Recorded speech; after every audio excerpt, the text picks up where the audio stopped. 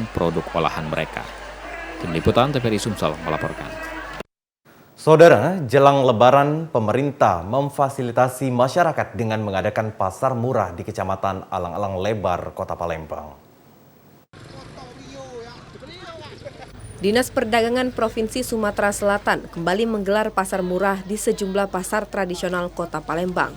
Kepala Bidang Perdagangan Dalam Negeri, Sri Masnun mengungkapkan, Pasar Alang-Alang Lebar kilometer 12 Palembang merupakan titik kedua pengadaan pasar murah pada bulan suci Ramadan.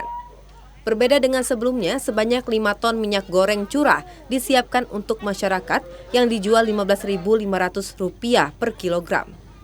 Selain itu, daging sapi beku dijual dengan harga Rp110.000 per kilogram, sementara daging kerbau dijual dengan harga Rp80.000 per kilogram. Hari ini adalah hari titik kedua dari kegiatan pasar murah yang diadakan oleh Dinas Perdagangan Provinsi Sumatera Selatan. Di sini di Pasar Terminal Alang-Alang Lebar KM12.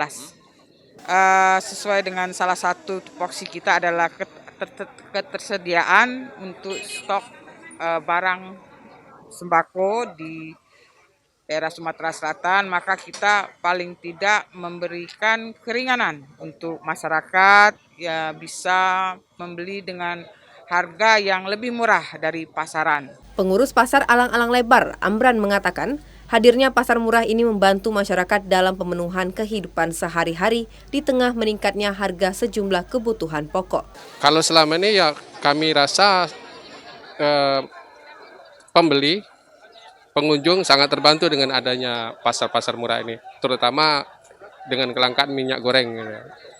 Kami harapkan juga minyak goreng ini hari ini ada, jadi mereka juga sudah banyak yang ngantri kalau di belakang.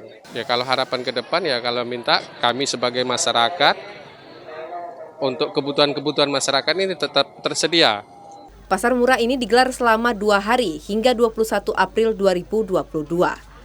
Balkis Hijrah, Adi Gunawan, TVRI Sumatera Selatan melaporkan.